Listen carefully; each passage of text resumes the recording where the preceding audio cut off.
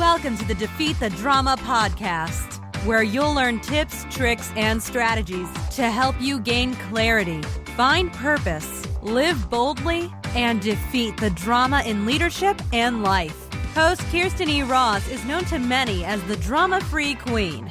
She is the undisputed expert of transformation. She'll move you from resigned, resentful, and overwhelmed to focused, engaged, and empowered.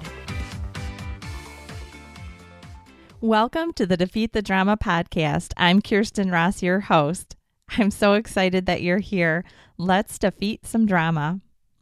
This is episode number 7, and today we're going to be talking about people-pleasing leaders. You might be one. Maybe you're aware, and maybe you're not.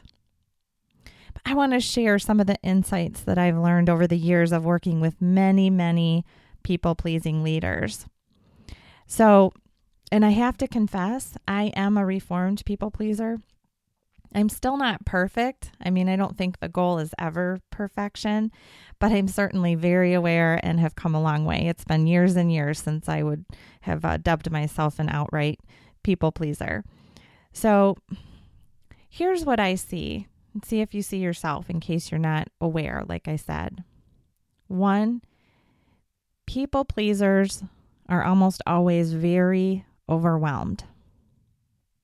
So people come to you when they need something and you just give them a quick yes. People pleasers have a really hard time saying no or I'm not able to, so they'll just make it work. Even if they're totally overwhelmed and sometimes have to put off things that were really important to them. So inside the business, this could be work projects that you needed to complete. A coworker comes with yet another crisis and you're jumping in to help. So you're overwhelmed, you're working late, everyone's singing your accolades, but you're feeling frustrated and burned out. People pleasers often feel very unappreciated. Sometimes the good deeds that people pleasers are doing aren't really about the deeds themselves. They're done in hopes of getting the accolades, the appreciation from our coworkers or the people in our lives. We want the accolades, or maybe we hope that someone will jump in and help us. People pleasers have a really difficult time, though, asking for help or fessing up and saying I'm overwhelmed or I have too much on my plate. So very often, people pleasers aren't getting the outcome that they were looking for. So, oh my gosh, I put all this effort into doing X and I got a little thank you or no thank you, and now I feel frustrated.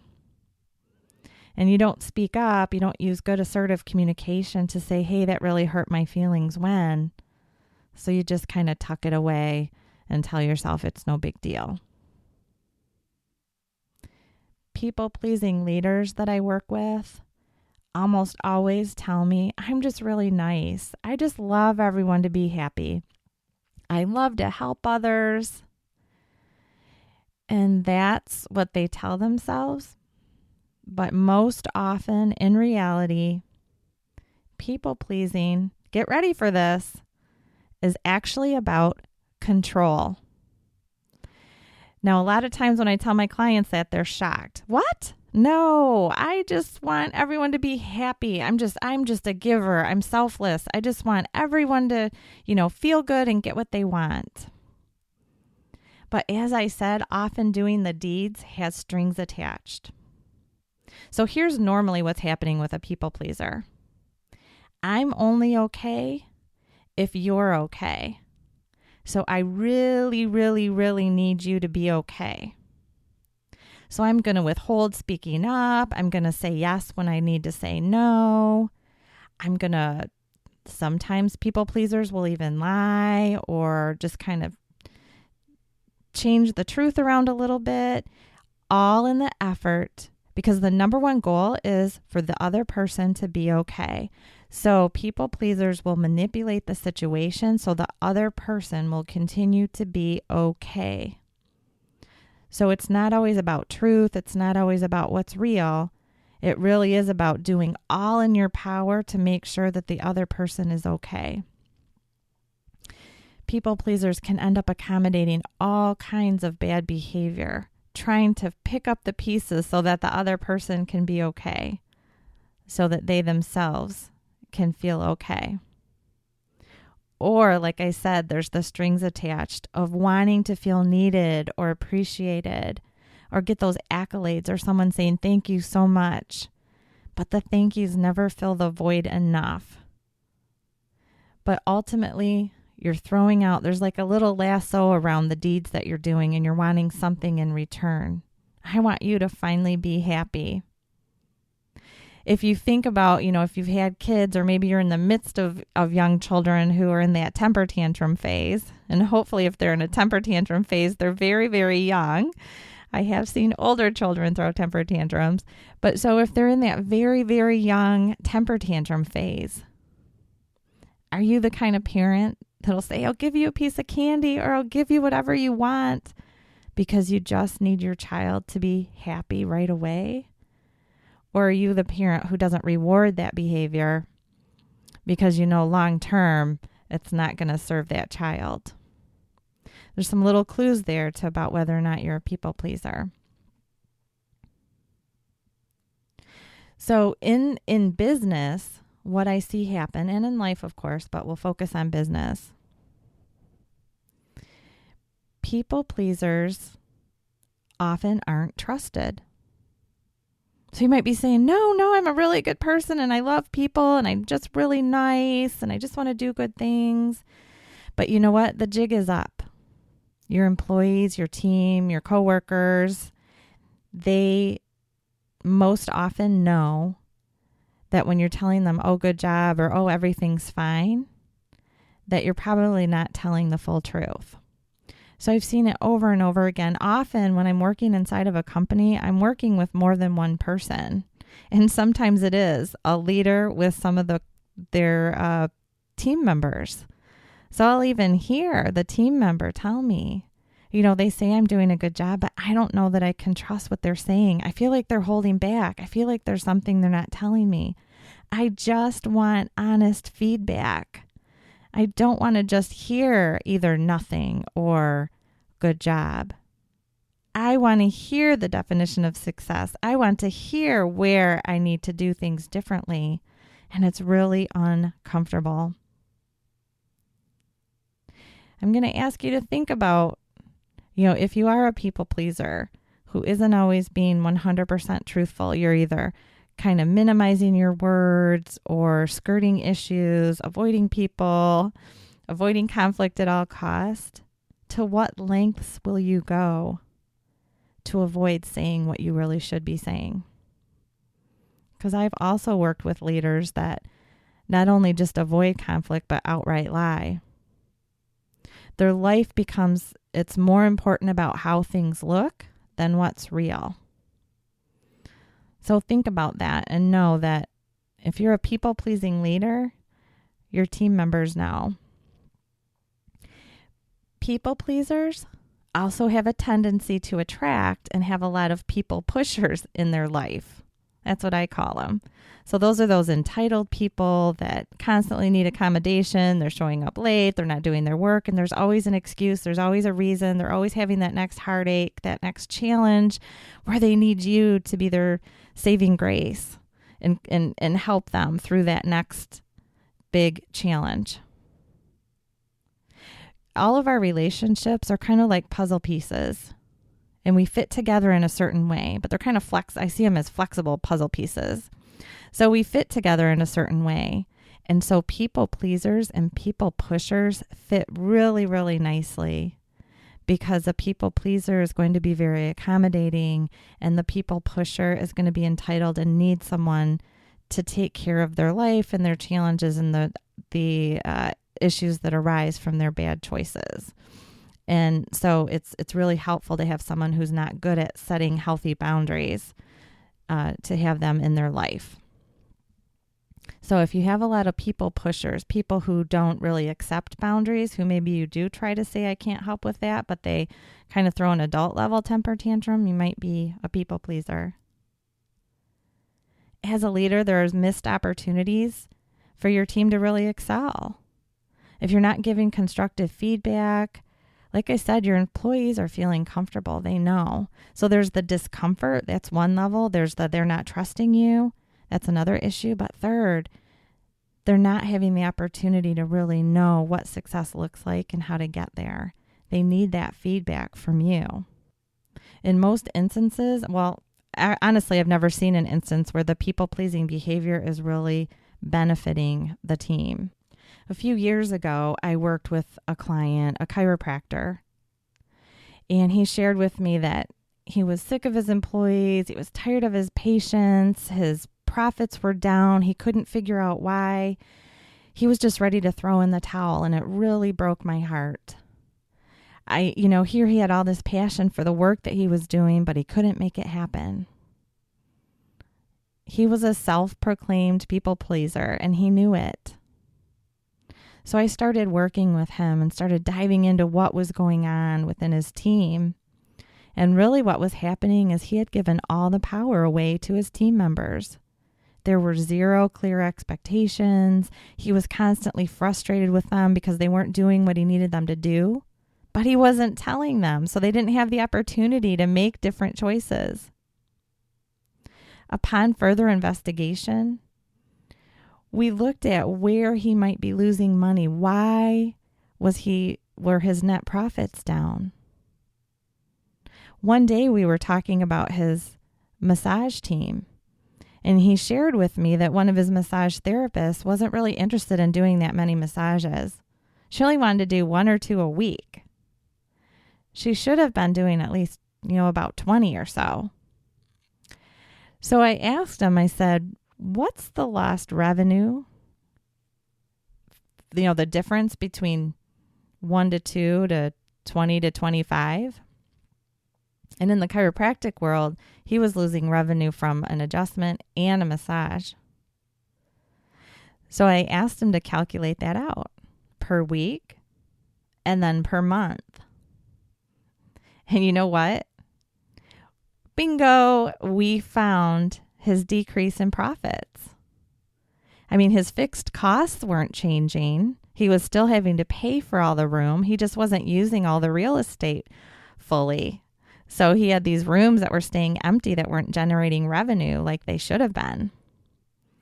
Well, initially, when he was the victim in his own business and he was letting his employees make decisions for his business, he just kind of said, well, it's okay. I don't want to push her. If she only wants to do 1 or 2 a week, that's okay. I feel bad. She's got a lot of stuff going on. I can't force her. Well, you can't force her, but you can tell her what the expectation is and then let her decide. So that's what he did. We worked together a little bit. We created the plan for what he was going to say. And then he scheduled the meeting with her and he said, you know what? This isn't working. My revenue's down. I'm not using this massage room and I need to. So you have to do at least 20 a week or this isn't going to work. And she said, you know what? I don't want to do that many. And she quit. So I call that self-selecting out. So he gave her a specific boundary and then gave her the opportunity to say yes or no. The people-pleasing leader was just letting her decide and was trying to accommodate the consequences of her decision. He was ultimately letting her make decisions that were impacting his business. As an empowered leader, he was saying, no, this is what's going to happen in my business. You can say yes, or you can say no. So he was no longer being driven by his desire to make sure that this person was happy. He had to be a good steward of that business. If you're not making money, you can't keep your doors open. You can't keep serving your patients or your clients or your customers. Ultimately, your business needs to win. Not to mention the other employees. They might want to continue to have their jobs. So as a leader, sometimes you have to say things that aren't going to make your team happy. And it has to be okay. You have to be okay even if they're not. You don't want a team filled with people pushers. Inside the business, I call them the life is hard sympathy card employees. One challenge after another happening in their life, and then coming into the business and asking for accommodation after accommodation to try to make their work and their life work. I can't tell you how many leaders, when I first start working with them, not later, but when I first start working with them, tell me, oh, but they need the job. They need it so bad. I know they do. They need the money. And I tell them, if they need the money so bad, then they need to start making the right choices to keep the job. If you're not setting any boundaries around how they're working, like I said, they're creating decisions that are impacting your business.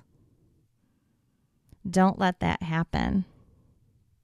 I can tell you that in that case, that client, within just a couple of months, he was empowered in his business again. That massage person left. I helped him find a great new massage person who was all fired up and wanted to work and see a lot of patients. His revenues were back up. Life was good. He had set boundaries elsewhere in the business as well. So his entire team was starting to be aligned with his business objectives, and he felt really, really good. So if you have some people-pleasing tendencies, if you've seen yourself in that story or any of the examples I've shared, what do you do about it? I'm going to give you some simple steps. The first one is you need to gather some pain. Humans don't like change unless there's kind of a pain as a catalyst to ignite the change. A lot of times what I see with people pleasers is they just justify and excuse away not speaking up. They come up with every reason, oh, it doesn't really matter that much to me anyway.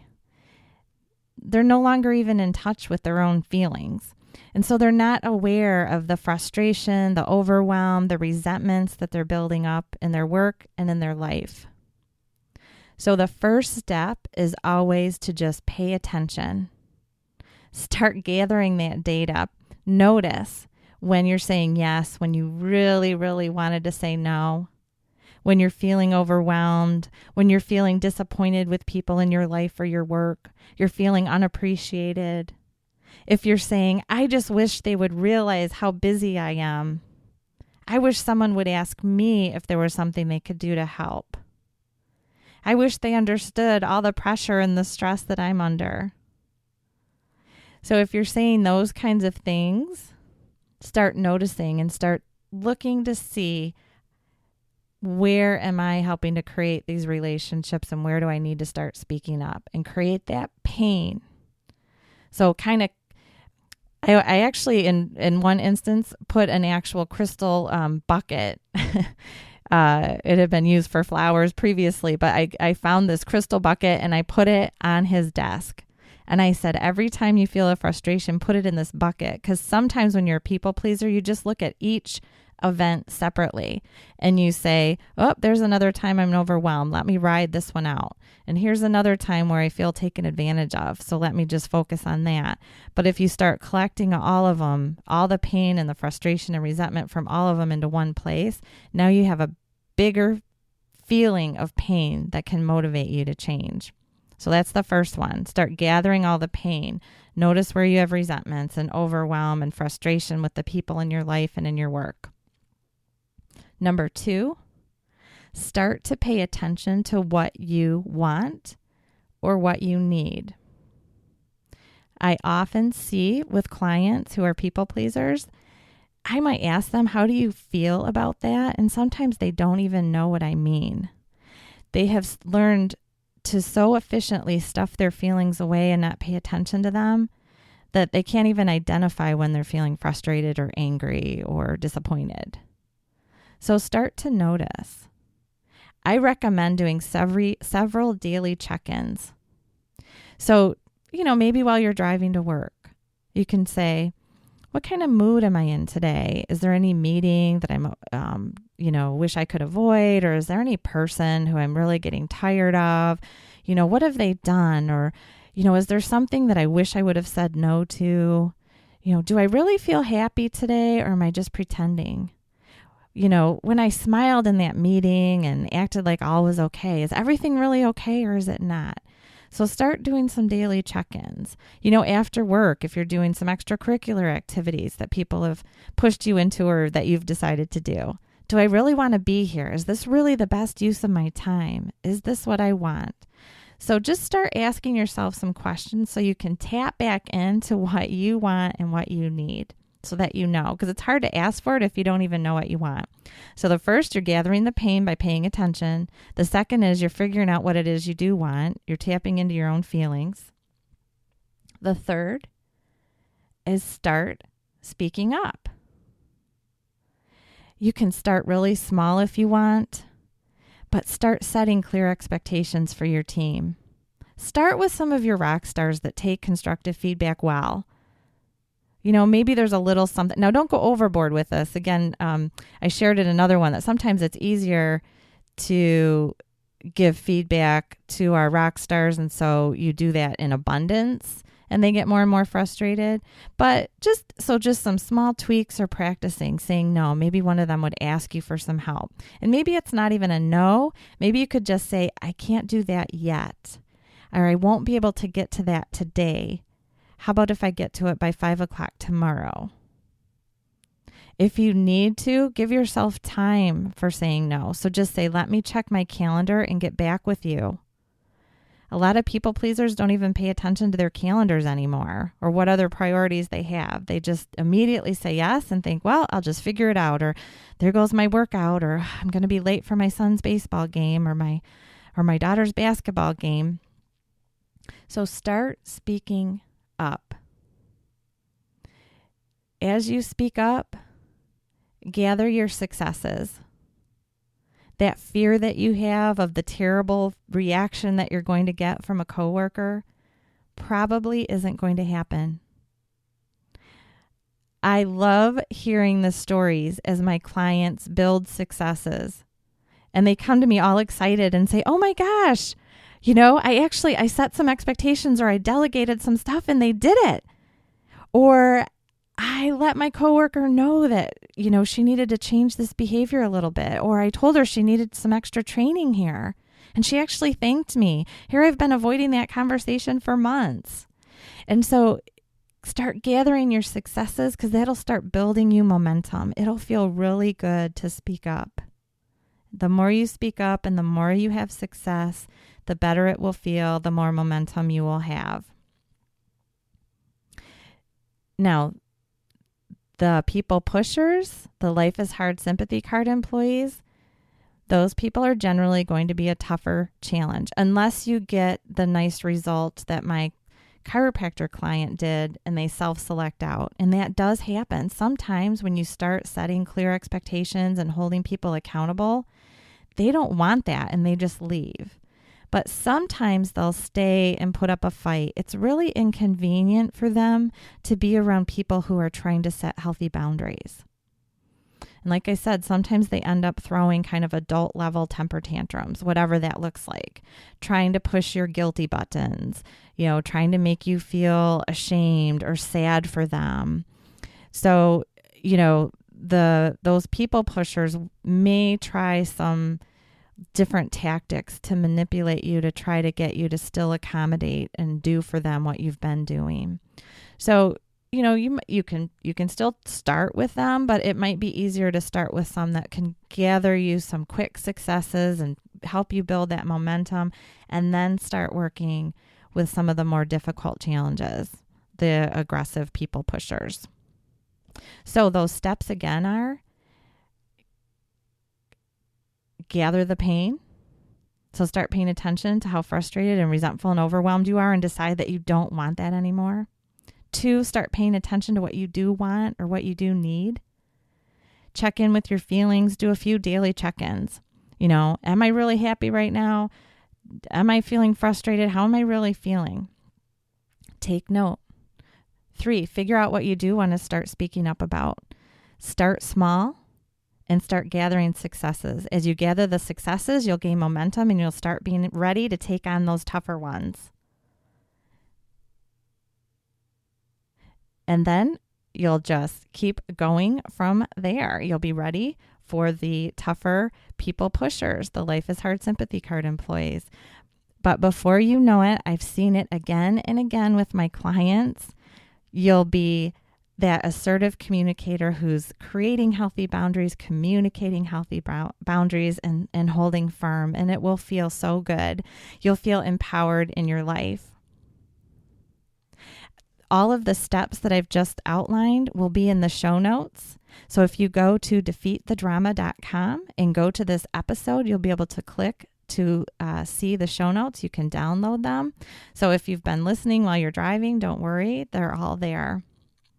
So if you've gained value from today's podcast, I'm going to give you the 3 S's, and I would really appreciate if you can do these. 1 is subscribe. So go to my website, defeatthedrama.com, hit the podcast site. From there, you'll be able to subscribe to iTunes so that you'll know when a new podcast has been released. The second S is submit. Submit a review. If you found value today, if you could let other people know through submitting a review to iTunes, it helps this podcast be found more easily. There's a second submit as well. Submit your question. In future episodes, I'll be answering your drama questions. You can click the submit your question, and you can either record it or send me a message. If you record it, I'll play it during a future podcast, and I will give you customized solutions to your drama challenge. So you'll leave a quick story and a question. The last is support. I'm on a mission to defeat the drama in work and in life. And I want to do that one individual at a time, one organization at a time. So if you feel that others could benefit from the information here, can you please support this mission by sharing? Tell them about this podcast, either in person, via email, or through your social media. If you could tweet it out or put it on Facebook, I'd so appreciate it. I want to get this message out to everyone. So thank you so much for spending your time with me today. I really appreciate it, and I know you're busy. So until next time, don't let anyone steal your focus or zap your joy. Let's defeat the drama now.